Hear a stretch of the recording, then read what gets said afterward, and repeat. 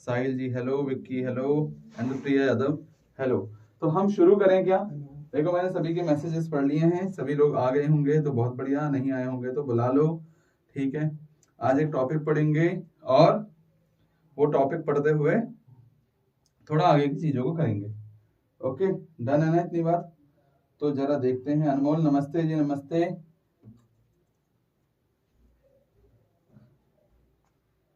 क्या मेरी आवाज आ रही है या नहीं आ रही है, मुझे बताना। क्या मेरी आवाज आपको आ रही है, नहीं आ रही? प्रिया लिख रही है वॉइस। तो प्रिया वॉइस क्यों लिख रहे हो तुम? जल्दी बताना भाई, जल्दी बताना।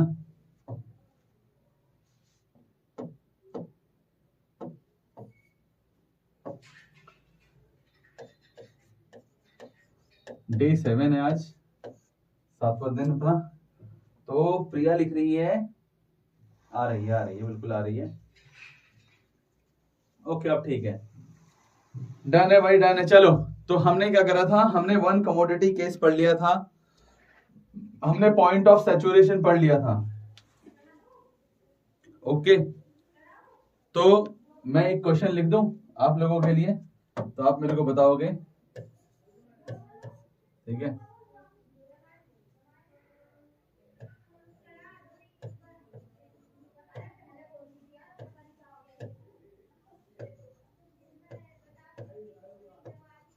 What is saturation point?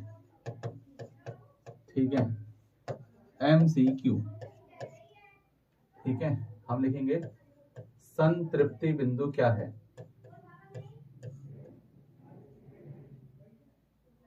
तृप्ति, संतृप्ति बिंदु क्या?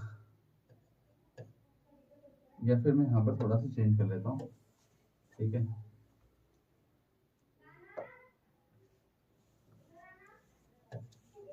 विच सिचुएशन, ठीक है, is saturation point. Which situation is saturation point? संतृप्ति बिंदु कौन सा है? एक सिर्फ नॉर्मल सा सवाल करा है मैंने, संतृप्ति बिंदु कौन सा है, ठीक है। ऑप्शंस दे देता हूं मैं आपको। ऑप्शन ए जो है, ऑप्शन ए है PU highest, option B is MU 0, option C is MUM is less than MUX upon PX, ठीक है। Option D PX is less than MUX। Okay, तो मुझे आंसर बताओ भाई। पॉइंट ऑफ सैचुरेशन है, सैचुरेशन पॉइंट कौन सा है? जल्दी जल्दी बताना।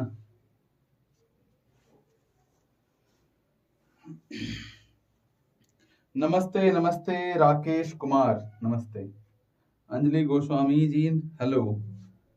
चलो बताओ भाई फटाफट मेरे को। There are four option, means following option में से कौन सा पॉइंट ऑफ सैचुरेशन को शो कर रहा है? कौन सा पॉइंट सैचुरेशन पॉइंट को शो करता है? ठीक है, पॉइंट ऑफ सैचुरेशन के बारे में बताता है।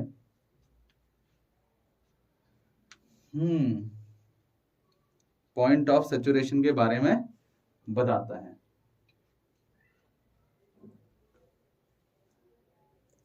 B is right, B is right, B is right, B is right, MU equal to 0। Priya Yadav, Priyanka Negi, okay. Priyanshu, B is right भाई, ओके ओके ओके। तो मुझे बताओ भाई, अभी इतने ही बच्चों ने बताया यार। चलो, जो मुझे सही आंसर बताएगा उन सभी बच्चों को कल एक चॉकलेट मिलेगी, बस। डन, चॉकलेट मिलेगी, चॉकलेट, उनको चॉकलेट मिलेगी। जो ऑफलाइन वाले, सॉरी, जो ऑफलाइन में मिलेंगे उनको ऑफलाइन में दूंगा, और जो मतलब ऑनलाइन में है तो उनको मैं भेज दूंगा, ठीक है, ओके।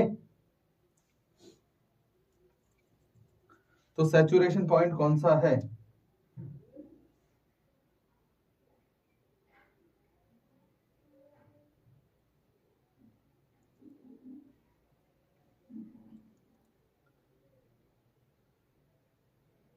सैचुरेशन पॉइंट कौन सा है?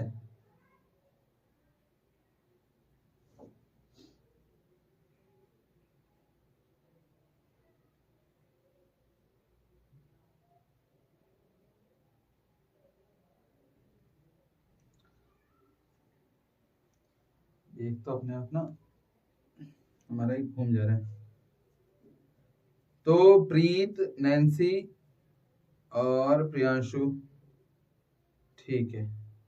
तो time is over, time is over, ठीक है, ओके। जितने बच्चों ने आंसर दे दिया है, ओके, उन सभी लोगों के बेसिस पर अब हम अपना आंसर बता देते हैं, ओके। चलो भाई, तो क्या सभी बच्चों को चॉकलेट मिलेगी? क्या सभी बच्चों को चॉकलेट मिलेगी? तो नहीं, सिर्फ नैन्सी को चॉकलेट मिलेगी, सिर्फ नैन्सी को चॉकलेट मिलेगी।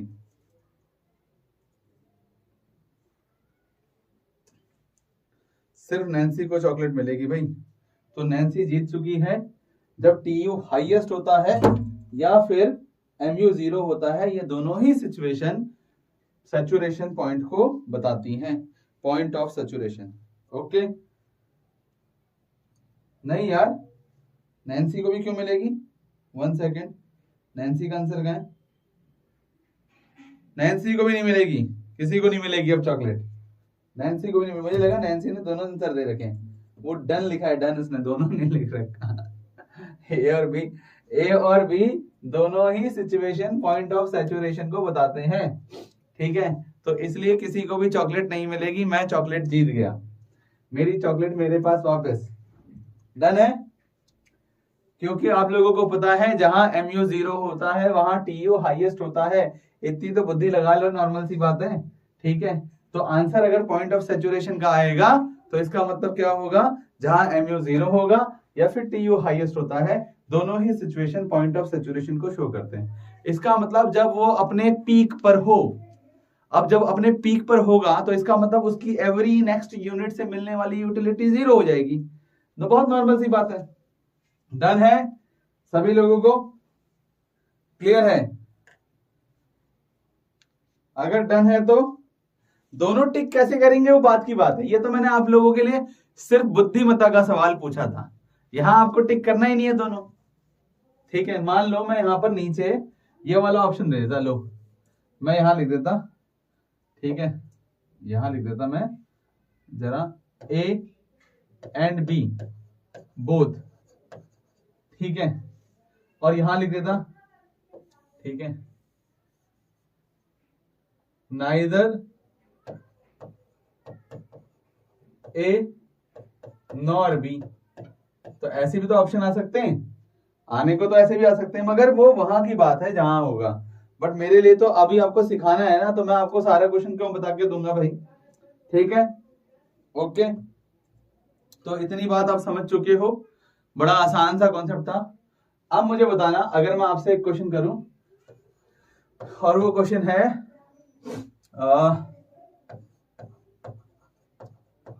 कंज्यूमर सरप्लस, इसे कहते हैं उपभोक्ता आधिक्य। अब उपभोक्ता आधिक्य को टिक करना है आपको, ठीक है। मैं ऑप्शन दे रहा हूं, ठीक है।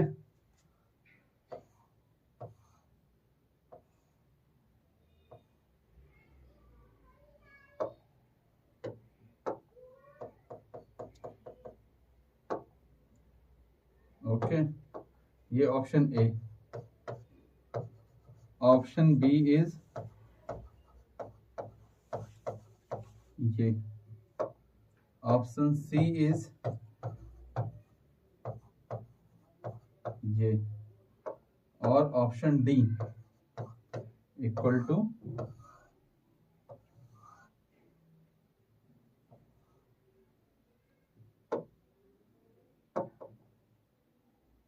ये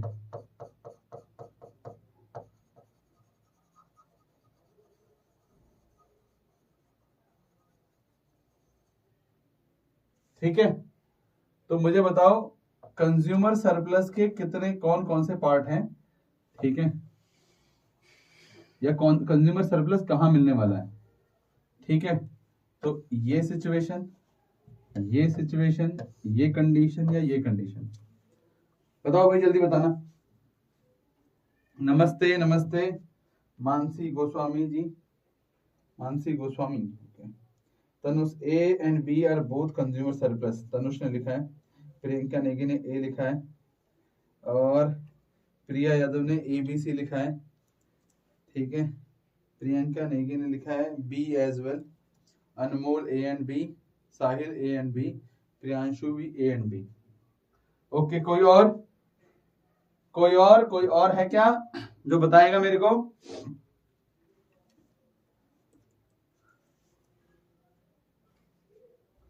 चलो अब मेरे को, मैं इस वाले फिगर को काट रहा हूं, ठीक है। ये वाला फिगर हटा दिया मैंने और इसकी जगह लिख रहा हूं मैं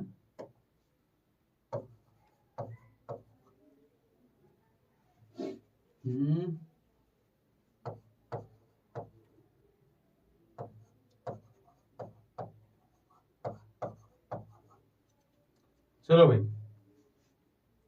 अब बताओ मेरे को,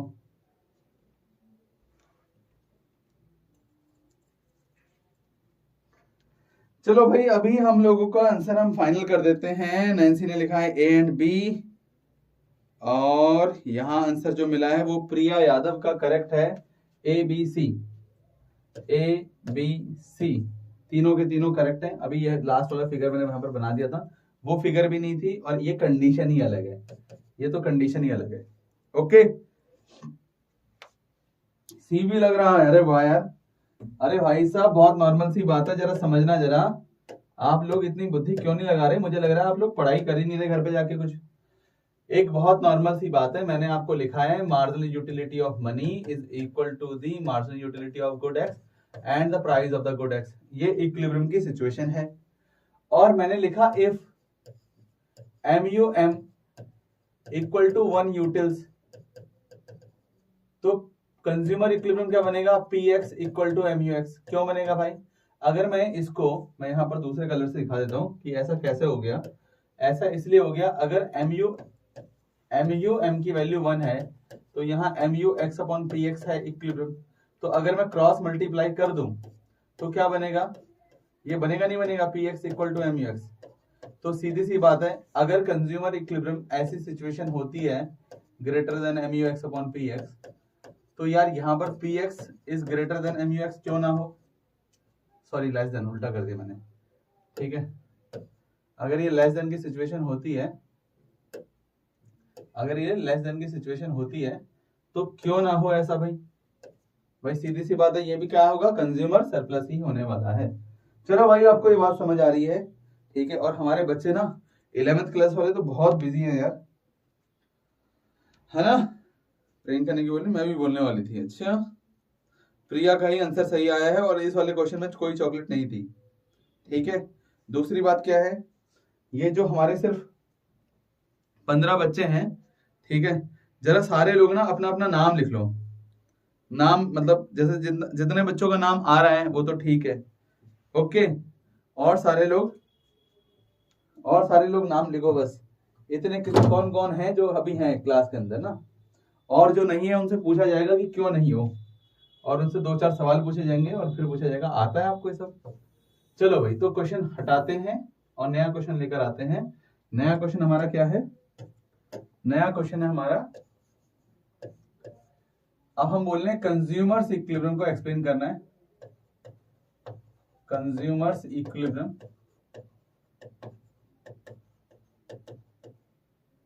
ठीक है। अब देखा consumer equilibrium, utility analysis approach. भाई मैंने आपको बार बार बताया कि वो यूटिलिटी एनालिसिस अप्रोच ही है, ठीक है। और क्या है? Two commodity case, two commodity case, answer लिख लेना, कोई मुझसे एक्सप्लेनेशन पूछेगा तो मैं बता दूंगा आपको। इसे कहते हैं उपभोक्ता संतुलन, उपभोक्ता संतुलन। अच्छा जी, उपयोगिता विश्लेषण, उपयोगिता विश्लेषण अवधारणा। और ये है टू कमोडिटी केस, दो वस्तु की स्थिति, दो वस्तु की स्थिति में। ठीक है, दो कमोडिटी केस हम पूछ रहे हैं यहाँ पर। ठीक है, अच्छा जब टू कमोडिटी केस हम पूछ रहे हैं तो आंसर क्या होगा, आंसर के स्टेप लिखना भाई। तो आंसर वही 3 स्टेप में होगा जो मैंने कल बताया था आपको वन कमोडिटी केस में। ओके, पहला स्टेप क्या है, पहला स्टेप तो सीधा सीधा सा है कि कंज्यूमर्स इक्विलिब्रियम की आपको डेफिनेशन डालनी है, उपभोक्ता संतुलन की परिभाषा लिखनी है। पहला मैंने लास्ट क्लास में पढ़ाया भी था, बताया भी था, आपको वही डेफिनेशन यहां पर भी लिख देनी है, पहली चीज। स्टेप 2 की बात करते हैं। स्टेप 2 क्या था, कोई बताएगा मेरे को? स्टेप 2 का नाम, पॉइंट क्या लिखा था मैंने, बताओ जल्दी से, क्या लिखा था मैंने? स्टेप 2 तनुष लिख रहा है भाई मेरा दिख रहा है, क्या लिखा है इन्होंने? उषा राणा, प्रियंका राणा, ओके नाम दिख रहा है। प्रीत, नाम तो सुना ही होगा, बिल्कुल सुना है नाम, मगर नाम सुना नहीं है, हमें तो बोर्ड में देखना है। ठीक है, कि प्रीत सीबीएसई टॉपर होता है कि नहीं होता, हम तो नाम तभी सुन पाएंगे, है ना। अच्छा जी, तनुष का पता चल रहा है, नैन्सी का पता चल रहा है, कबीर सिंह, कबीर सिंह के नाम से कौन आया भाई? प्रीत, कबीर सिंह, तनुष डेफिनेशन डन है, तनुष कंडीशन, बिल्कुल बहुत बढ़िया। ठीक है, तो पहले मार्केट डिसइक्विलिब्रियम कहां से आ जाएगा प्रिया? यहां पर है condition of consumer equilibrium, condition, condition बहुत बढ़िया। ठीक है, क्या है? ओके, और तुम दोनों लोग शांत हो जाओ भाई, प्रीत और प्रियांशु। दूसरा है condition, condition of consumers equilibrium, उपभोक्ता संतुलन की शर्तें हैं ये, उपभोक्ता संतुलन की शर्तें। उपभोक्ता संतुलन की शर्त में क्या चाहिए आपको? कुछ नहीं चाहिए, आप पहले एक्सप्लेन करोगे भाई ये क्या होता है। आप दो गुड्स लेने जा रहे हो तो पहले आप बताओगे पीएक्स, पीएक्स को बताओगे price of the commodity X, फिर आप बताओगे पी वाई, क्योंकि गुड्स, दो गुड्स खरीद रहे हो तो पी वाई मतलब price of the good Y. फिर आपके दिमाग में क्या आने वाला है? आपके दिमाग में एक चीज आएगी, marginal utility of good X, और आपके दिमाग में आएगा marginal utility of good Y, ऐसे ही मार्जिनल यूटिलिटी ऑफ मनी। ये सारे पॉइंट्स को आपको क्या करना है, जैसे मैंने पढ़ा रखा है वैसे वैसे आपको लिख देना है। फिर आप सीधा सीधा लिखोगे कि कंज्यूमर इक्विलिब्रियम होता कहां पर है, कहां पर होता है भाई? तो MU अपॉन PX के बराबर हो और MUY अपॉन PY के बराबर हो, एक तो ये है। दूसरा क्या कह सकते हैं हम, MUX upon PX equal to MUY upon PY हो जाए तो, दूसरा ये है। ठीक है, और यहां पर क्या होनी चाहिए आपकी? गिवन इनकम खर्च हो जानी चाहिए, गिवन इनकम खर्च हो जानी चाहिए।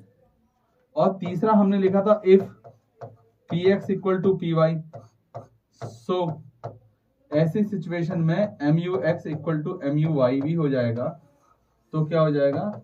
गिवन इनकम खर्च हो जाए तो क्या हो जाएगा यहाँ पर? कंज्यूमर्स इक्विलिब्रियम हो जाएगा।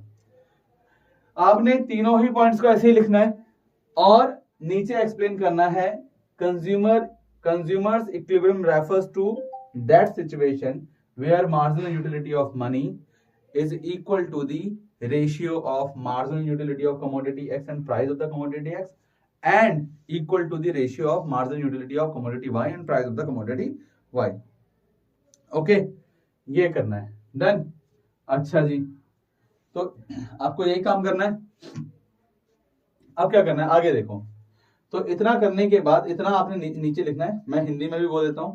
बोलते हैं मुद्रा की सीमांत उपयोगिता वस्तु x की सीमांत उपयोगिता और कीमत के अनुपात के बराबर तथा वस्तु y तथा उसकी कीमत के वस्तु y की कीमत के अनुपात के बराबर होना चाहिए, तो वहां उपभोक्ता का संतुलन हो जाएगा।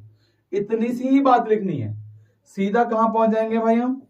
थर्ड स्टेप में। थर्ड स्टेप पता है आपको क्या है? थर्ड स्टेप बताओ क्या है भाई?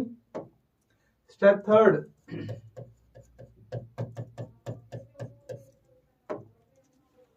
स्टेप थर्ड क्या है? Disequilibrium and reequilibrium. इसे कहते हैं असंतुलन, असंतुलन एवं पुनः संतुलन, असंतुलन एवं पुनः संतुलन, असंतुलन एवं पुनः संतुलन। बहुत बढ़िया तनुष, ठीक है। तो कैसे करेंगे भाई? तो इसकी दो कंडीशन होने वाली हैं। वो दोनों कंडीशन क्या है मैं बता देता हूं आपको। पहली कंडीशन क्या है? MUX upon PX is greater than MUY upon PY। दूसरी कंडीशन क्या है? B, MUX upon PX is less than MUY upon PY। पहले तो आप इस कंडीशन को एक्सप्लेन करोगे, आप लिखोगे marginal utility, the ratio of marginal utility of good X and the price of the good X is greater than the marginal utility of good Y and the price of the good Y। वस्तु X की सीमांत उपयोगिता एवं कीमत का अनुपात वस्तु Y की सीमांत उपयोगिता और कीमत के अनुपात से अधिक हो। ऐसी स्थिति में, ऐसी सिचुएशन पे आप क्या करोगे? ऐसी सिचुएशन में ध्यान रखना, बड़ा आसान सा कॉन्सेप्ट है। ऐसी सिचुएशन में आपको क्या करना है? जिस तरफ को ग्रेटर देन का साइन हो, जैसे यहां पर MUX X साइड में ग्रेटर देन का साइन हो, तो आपने आंसर में लिखना है कि इन this situation way increase the consumption of good X। तो हम क्या करेंगे? ऐसी सिचुएशन में कंजप्शन ऑफ गुड X को बढ़ा देंगे और गुड Y के कंजप्शन को कम कर देंगे। गुड X के कंजप्शन को बढ़ा देंगे, गुड Y के कंजप्शन को कम कर देंगे। और ऐसा तब तक करेंगे जब तक हमारा MUX upon PX equal to MUY upon PY के बराबर नहीं हो जाता। क्या है? MUX upon PX is greater than MUY upon PY। इस सिचुएशन में कंजप्शन ऑफ गुड X, वस्तु X का उपभोग बढ़ाएंगे, वस्तु Y का उपभोग घटाएंगे, तो हम वापस संतुलन में पहुंच जाएंगे। डन है? तो मुझे ये बताना जरा फटाफट, ठीक है? ओके, तो मुझे ये बताना सिचुएशन 2 में क्या करेंगे? सिचुएशन 2 में फटाफट बताना भाई। कोई बताएगा सिचुएशन 2 में क्या करेंगे?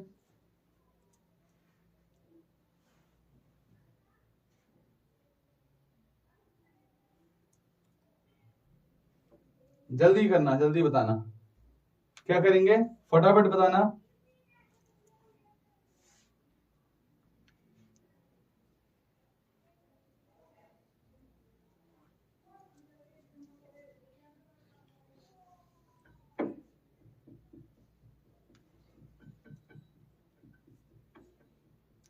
शीतल रावत ने लिखा है X। शीतल क्या करेंगे X का?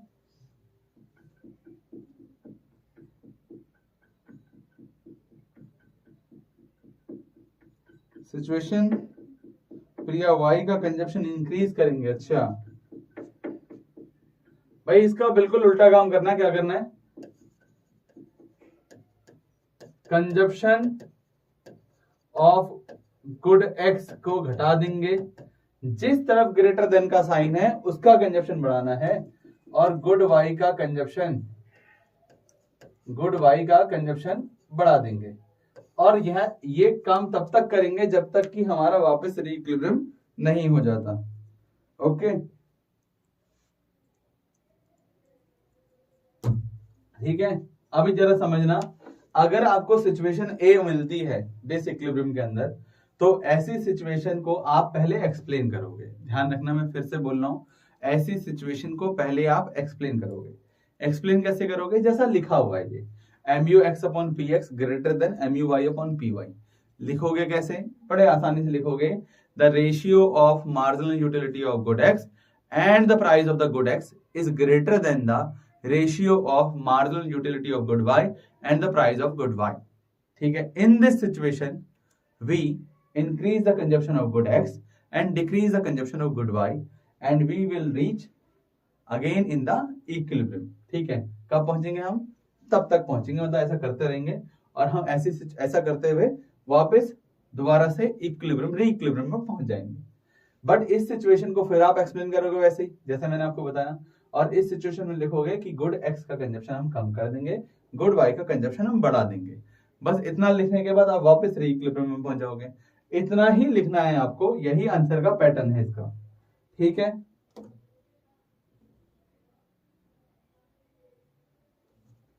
शीतल क्या लिखा है ऊपर? X कहां लिखा है ऊपर? यहां मैंने बढ़ा तो दिया। और हाँ, इसी सिचुएशन को हम ऐसे भी लिख सकते हैं, जरा समझना। और क्या लिख सकते हैं हम इस सिचुएशन को? इसी सिचुएशन को हम ऐसा भी लिख सकते हैं। ठीक है, क्या इसी सिचुएशन को आप ऐसा भी लिखोगे ना, MUX ग्रेटर देन MUY। ठीक है, इस सिचुएशन को भी लिखोगे MUX is less than MUY। Done है?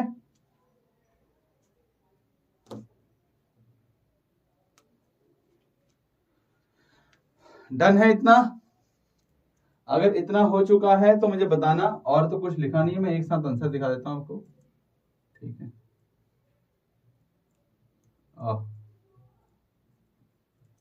थोड़ा नीचे कर देता हूं। और क्वेश्चन इतना सा है, देख लो आप। Step 1 consumer equilibrium, step 2 condition of consumer equilibrium, और स्टेप 3 डिसइक्विलिब्रियम। ठीक है, तो डन है ना? अच्छा, नेट की वजह से नहीं आ रहा है। Okay okay okay okay okay. तो खैर, अभी हमारा ये जो कल का जो थोड़ा बहुत जो बचा हुआ था ना, वो भी कंप्लीट हो चुका है। ठीक है, थोड़ा बहुत जो बचा था वो भी कंप्लीट हो चुका है। डन है? तो यार एक काम करते हैं, इसके बाद का टॉपिक मुझे शुरू करना है, मगर आपको इस चैप्टर की परफेक्ट नॉलेज हो जानी चाहिए। जब आपको इस चैप्टर की अच्छे से नॉलेज हो जाएगी तो इसके बाद वाला चैप्टर आपको बहुत अच्छे से समझ भी आएगा। आपको ये भी समझ आएगा कि वो चैप्टर बना ही क्यों है। ठीक है, या फिर इसके बाद की थ्योरी क्यों बनी है। ठीक है, तो उस थ्योरी को भी समझना जरूरी है। ओके, अनुष्का बहुत लेट मतलब तुम जुड़े हो यार। ठीक है, तो अगर तुम अभी लेट जुड़े कोई बात नहीं, मगर आप लोगों के पास ऑप्शन है कि ये जो 7 के 7 डेज की वीडियोस है उसको आप नोट्स के रूप में बना लो भाई। जितने क्वेश्चन, जैसे क्वेश्चन सब कुछ करा रखा है, आप पूरा का पूरा लिखो अच्छे से। ठीक है, तो मैं सोच रहा हूँ कि जो इंडिफरेंस कर्व अप्रोच है प्रोफेसर हिक्स की, और difference between ordinal and the cardinal approach, जो कि मैंने शुरू में भी कराया था, थोड़ा सा मैं उसका एक हल्का सा आगे बढ़ा दूंगा कि एक्चुअल में क्या है। ठीक है, तो मैं सोच रहा हूँ कल ना परफेक्ट टाइमिंग से शुरू करेंगे, थोड़ा अच्छे से करेंगे। आज मुझे भी थोड़ा टायर्डनेस ज्यादा फील हो रही है, मैं भी आज भारी था तो इसलिए। ठीक है, तो मैं सोच रहा हूँ यहीं तक रखते हैं, और तुम क्या करो, इतना अच्छे से कर लो बस। ठीक है, फिर मैं इसकी नई थ्योरी कराऊंगा आपको, और आज के लिए बस इतना रखते हैं, इससे ज्यादा नहीं रखते। ठीक है ना? आज एक ही टॉपिक कराएं, बहुत कम कराएं, आधे घंटे के आसपास करा होगा हमने, इनफ है मगर आज के लिए। ठीक है, कल से करते हैं थोड़ा फास्ट फॉरवर्ड, और पहले मुझे ये भी जानना है कि आपको आया कितना है। ठीक है, तो मुझे भाई आप लोग पहले तो आप ऐड हो जाओ उसमें टेलीग्राम के चैनल पे। ठीक है, मैं भी फिर जानना चाहता हूँ। ओके,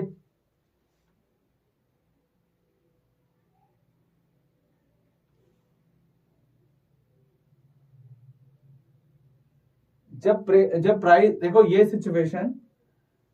सिचुएशन कब होगी? मैं अभी, प्रिया ने क्वेश्चन लिखा है, देखो भाई ये वाली सिचुएशन तो तब होगा when px equal to py। अगर ऐसी सिचुएशन आई तो px इक्वल टू py होगा, तभी इस सिचुएशन को लिख सकते हैं। हालांकि मुझे तो दोनों ही लिख देनी है यहाँ पर ऐसे करके। क्यों? क्योंकि दोनों ही सिचुएशन है, मगर ये सिचुएशन प्राइस के बराबर होने की बात नहीं कर रहा है।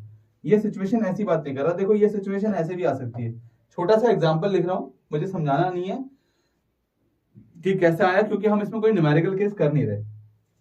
आप समझना, मैंने यहां पर लिख दिया 40/5, ठीक है, जरा वो कर देता हूं, ठीक है, ये कुछ ऐसा था 40/5 आया था, ठीक है। जबकि अगर मैं यहां पर लिखूं तो ये 50 अगर मान लो 5 हो, या फिर सॉरी, या फिर मैं इसको क्या लिख दूं 40/8 हो, तो आप से देखोगे कि यहां पर इस सिचुएशन में बिल्कुल यही सिचुएशन बननी है, ये सिचुएशन बननी है, देखो यही सिचुएशन बननी है, नहीं बननी, ये वाली सिचुएशन बननी है। तो यहां तो देखो प्राइस अलग अलग है, तो ये सिचुएशन तब भी बन सकती है प्रिया, ठीक है। एक क्वेश्चन और पूछ लूं यार, देखो तनुष कल पूछता हूं ना, ठीक है, थोड़ा सा मतलब समझना, आज मैं बहुत ज्यादा ना थका हुआ फील कर रहा हूँ, ठीक है। मैं अभी बाहर जा रखा था, सुबह से ही बाहर था मैं, ठीक है, तो मैं भी टायर्ड फील कर रहा हूँ, और मुझे ऐसा लग रहा है कि पहले ना थोड़ा मुझे एनर्जेटिक होना है, और थोड़ा मुझे भी ये फील होना चाहिए कि बच्चों को चीजें समझ आ भी रही हैं कि नहीं आ रही है, ठीक है। कल करते हैं, बढ़िया से करते हैं, ठीक है, क्वेश्चन भी करेंगे, अगर कोई डाउट होगा तो पूछ भी लेना मेरे से। डन है, आज के लिए इतना ही रखते हैं, बाय बाय, गुड नाइट सभी लोग, कल मिलते हैं अपने टाइम पर।